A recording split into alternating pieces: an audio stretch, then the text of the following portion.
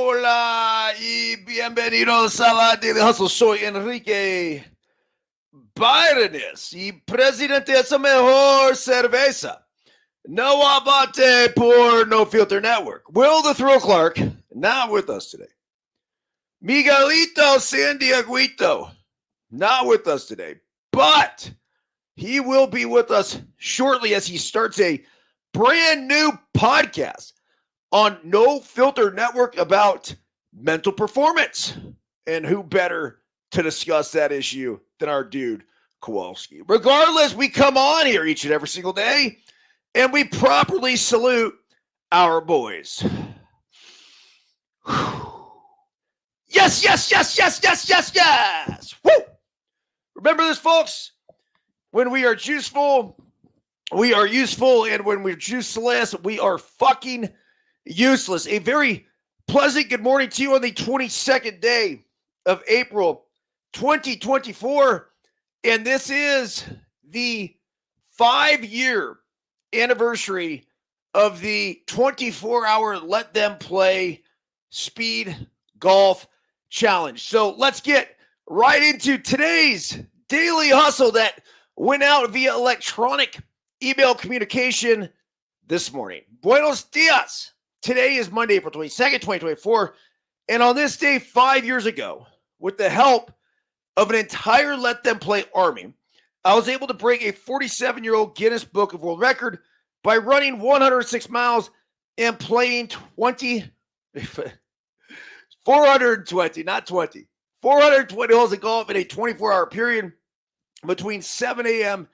April 22nd and 7 a.m. April 23rd at Half Moon Bay Golf Links in Half Moon Bay, California. Daily Hustle quote of the day. Quote, only those who dare to fail greatly can ever achieve greatly. Daily Hustle translation, there is nothing like public declaration. When we set goals for ourselves, it's one thing. But then when we share our intentions with the world, it becomes an entirely different experience that has the potential to bring all sorts of outside pressures and expectations. 1 year earlier, when I broke the 12-hour world record for most holes of golf played in a 12-hour period, I was the only one who knew what I was chasing, and probably the only one who thought I was capable of achieving the feat. A year later, we orchestrated a huge event and Let Them Play Foundation fundraiser declaring my intentions of breaking a world record that had stood for 47 years. And quite frankly, it was fucking terrifying. That said, once I overcame the initial fear of public declaration and addressed many of the hypothetical what ifs, I put my blinders on and did the only thing I could do to ease all tensions and fears. Work. Over the 6 months lead up to the event, I relentlessly and meticulously trained by doing everything in my power to ensure I was going to give myself the absolute best opportunity to succeed. In that case, if I were to have failed, I at least would have had the peace of mind and knowing I controlled the most important thing within my control, my preparation.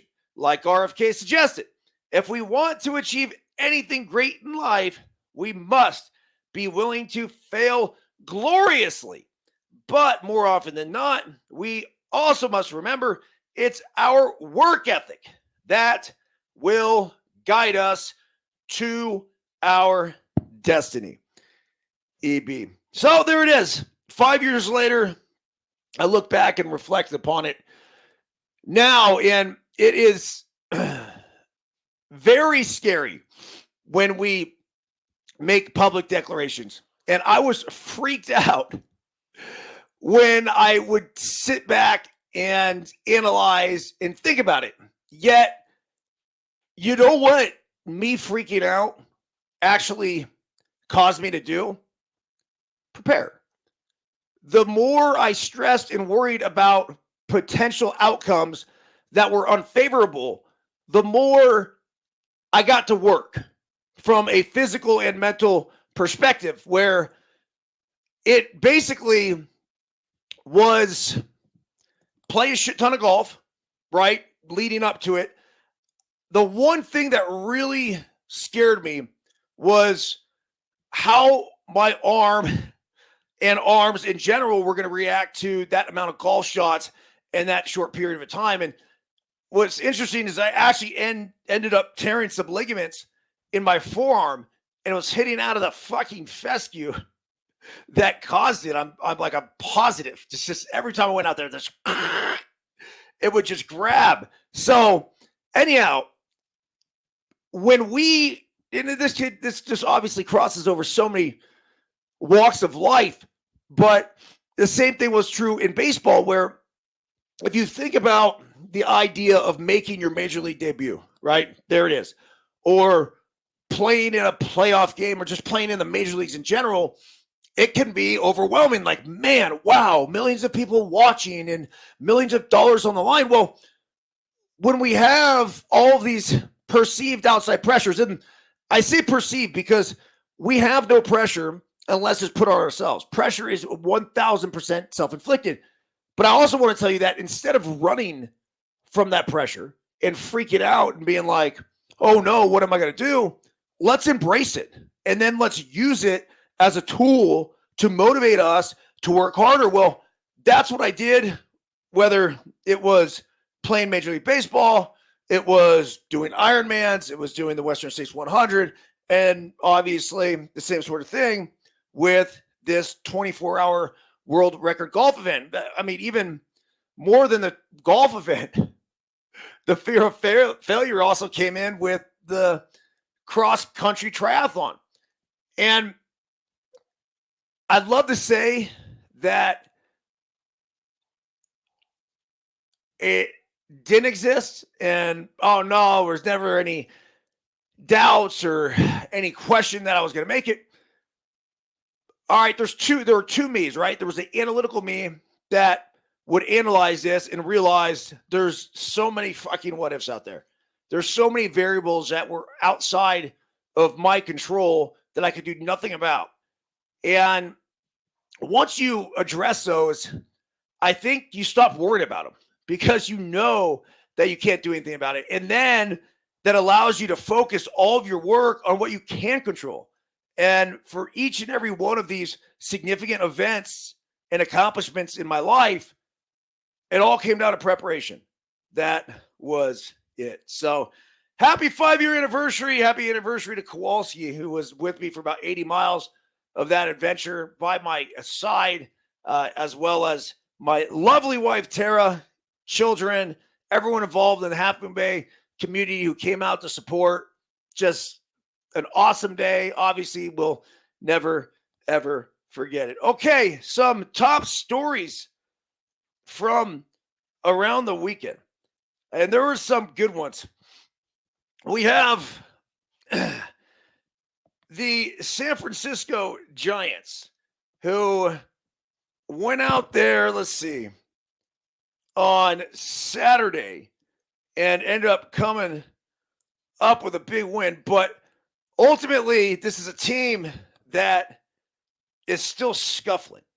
And the question becomes, at what point are they going to be able to right the ship? Now, the good news is that it's not like any of the other teams in the NL West are killing it. The Dodgers lost 2 or 3 to the Mets in pretty convincing fashion. Now, they did win yesterday, but ultimately, you know, when you look at this, and this is the same thing for the Houston Astros, both of the leaders in the division are sitting at about 500 right now. So the ability to go ahead and take off. Look at the Dodgers. I mean, they're at 13-11. Padres are at 12-12. Diamondbacks at 11-12. The Giants are at 10-13.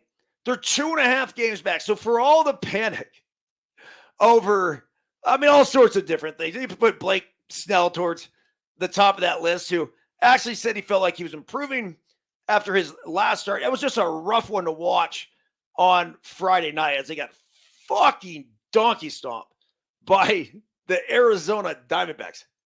It was a little bit insult to injury, but ultimately I think this team is going to be fine. They have a minus 21 run differential, but that basically happened all in that one game against the Diamondbacks. Diamondbacks are sitting there with a plus 28 run differential at this point. A fun story. Colton Cowser is the young stud outfielder for the Baltimore Orioles, having a terrific season. Well, he was in left field the other night when Craig Kimbrell came into the game and locked down, I believe it was his 422nd save, which tied him on the all-time list with Billy Wagner. So this is huge. I mean, this is a Hall of Famer, right? And Cowser catches the ball in left field and then yeets it into the fountain. And those are his words, not mine. Well, the ball goes into the fountain. Immediately, Cowser knew he fucked up. Well, afterwards, he goes down to the fountain and he was going to retrieve the ball, or at least try to retrieve the ball. There were two balls at the bottom of the fountain. And apparently one of them was super old, so he knew the other one had to have been the ball. Unfortunately, for the story at least, it wasn't Cowser who went in to get the ball. It was actually an employee of the Kansas City Royals. They get the ball out. They put the ball in some rice overnight to try to suck the water out of it and then present it in Craig Kimbrell's locker the next day. So pretty cool story, but it gets even better because the next day, Cowser comes up and hits a fucking bomb into the fountains. So a lot of time spent in the fountains, or at least between a lot of balls spent in the fountains by way of Colton Cowser. And the Baltimore Orioles continue to roll. I believe it was taken 2 out of 3 from the Kansas City Royals. And don't sleep on the Royals. This is a very good baseball team that I do feel like is going to be in postseason contention. Let's see here. Yeah, 5-0 yesterday. It was the Orioles' victory. And then it was 9-7 Orioles on Saturday. And 9-4 Kansas City on Friday. So really cool series. Let's look at the standings right now. You have the Orioles on top of the Eastern Division. No, they're not. They're a half game back of the Yankees, who are 15-7. The Red Sox are at 13-10. And I think at this point, the Red Sox have cemented themselves as being a team that's for real. They have a plus 18 run differential, but I think more than anything, their starting pitching is fucking lights out. A little disconcerting when I look at the numbers here. They're 3-7 at home and 10-3 on the road. Wow. That is crazy. There's a new stat here they actually put in the column. Your record against teams with a greater than 500 winning percentage. Let's see who would have the best record with teams above 500 right now at this point. I guess it would be the Mets, who are 12-9 and just took it to the Dodgers over the weekend. In the National League East, it's the Braves on top. They're 14-6. The Phillies are 14-8. Good for the Phillies. They've won 6 in a row after getting off to a very sluggish start. The Mets, 12-9. The Nationals are a lot better than people thought they were going to be, at least at this point. They're 10-11. And the Marlins have really sucked ass, 6-17. In the Central, the Brewers have shocked everybody and come out guns a-blazing. They're 14-6. The Cubs, 13-9. Reds, 12-9. Pirates, 11-11. So the Pirates got off that hot start. Now they've lost 6 in a row. See how quickly shit changes? You got to be careful. The Cardinals are in the cellar at 9-13. And then the National League West, it's the Dodgers 13-11, Padres at 500, Diamondbacks climbing back to 500. But look at the Diamondbacks run differential, like I said earlier, plus 28. And yeah, sure, a lot of it came in the one game. But so what? Giants 10-13. I don't know if you want to look too far into the minus 21 run differential. You can look into this one, though. The Rockies are 5-17. They're minus 55 on the run differential. AL Central is the Guardians on top, 16-6, won 4 in a row. It's one of the hottest teams in baseball. Kansas City, 13-9. That's after losing 2 straight. Tigers, they look to be for real.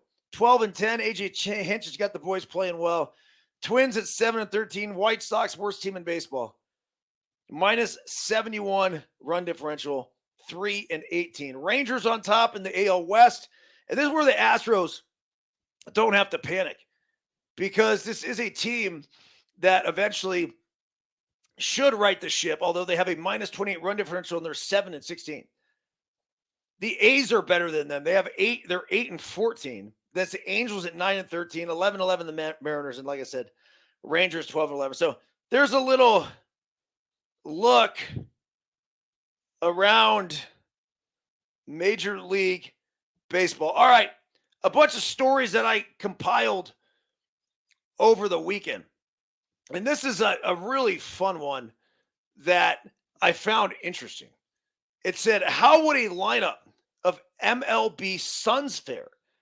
Let's put this current crop of second-generation stars to the test.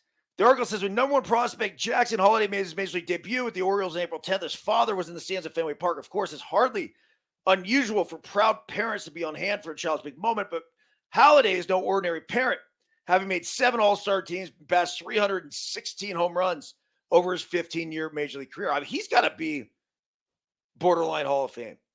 You don't make 7 All-Star teams and not be considered for the Hall of Fame, right? I mean, 316 homers is a little low for a corner position guy. But, damn, man, 15-year big league career, 7 All-Star games. He was a beast, too.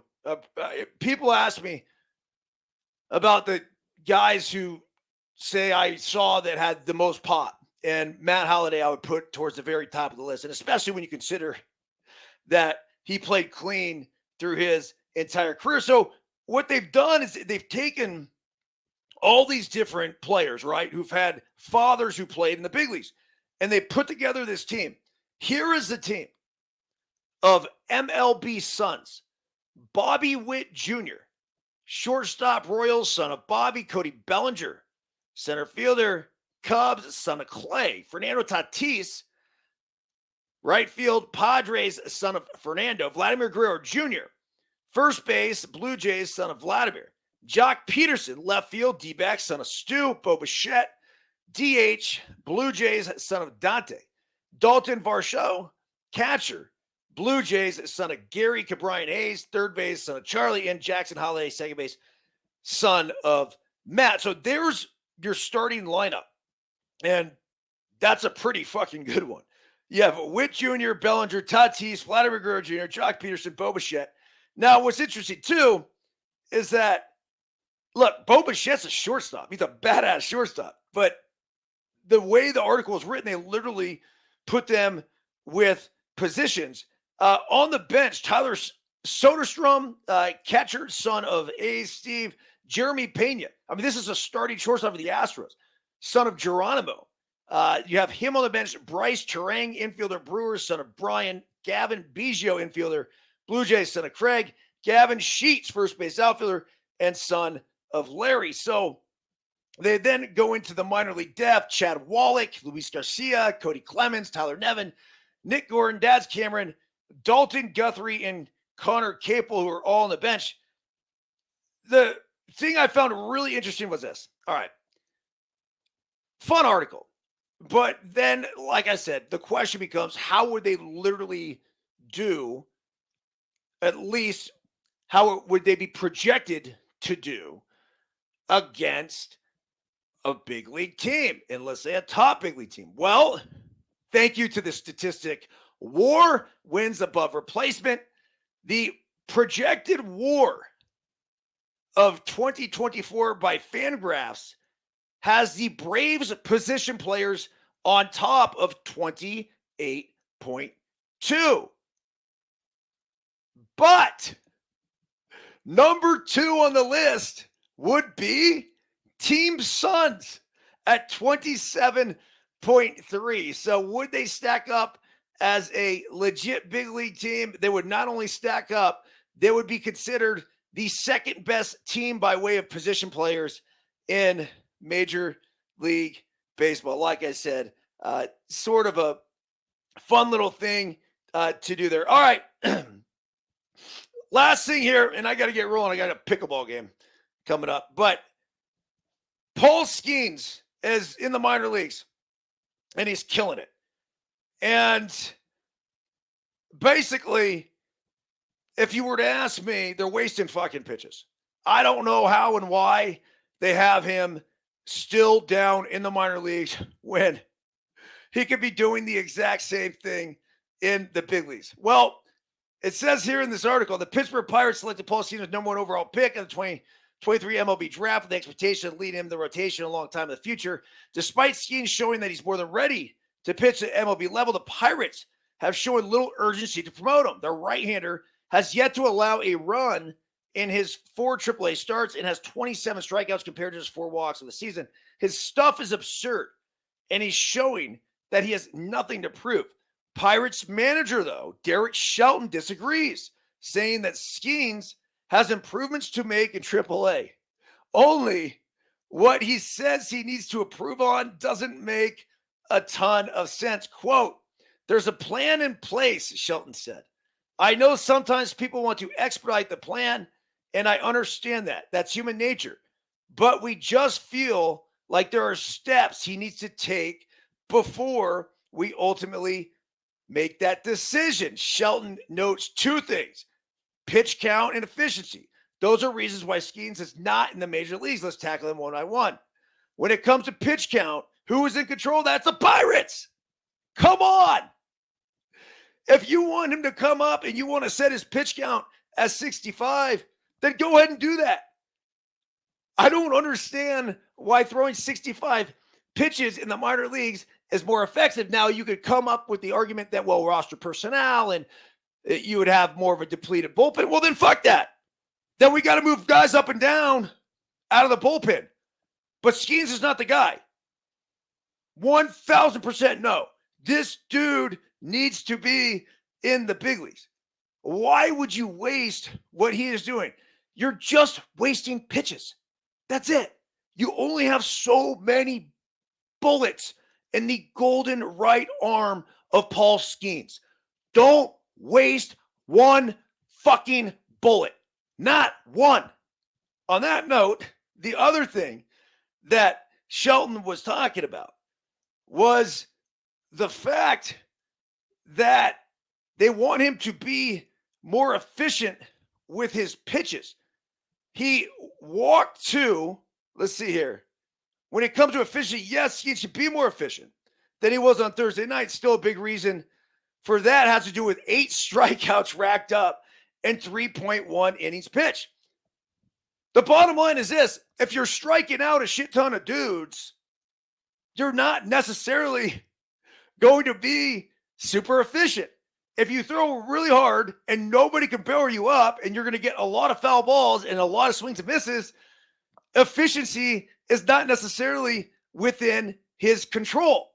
And so to think that you want him to be more efficient, I don't know. It just does not make a ton of sense. This is a guy where I guess the numbers were saying that he's throwing, I don't know. Let me take a look at this guy. I had 2 Skenes articles, but he basically has thrown X amount of pitches over 100 miles per hour. It's like he owns 103 of the 104 fastest pitches thrown in professional baseball this year. Look, simple note to the Pirates. This isn't hard. You have a guy that is fucking electric. You're a struggling franchise that hasn't been relevant in years. You now have lost 6 games in a row, and you have a fan base that is skeptical, to say the least. You have teased them a handful of the past however many years, thinking that, hey, this might be our year. Well, once again, this fan base felt that. One way to not only electrify the fan base, but to electrify the boys in the Dougie is bring up Paul Skenes. Let him fucking pitch on a grand stage. The micromanagement of all this is a joke. Look, it is what it is, or it is what it isn't. However you want to look at it. But the bottom line is, we need to see this dude in the big leagues ASAP.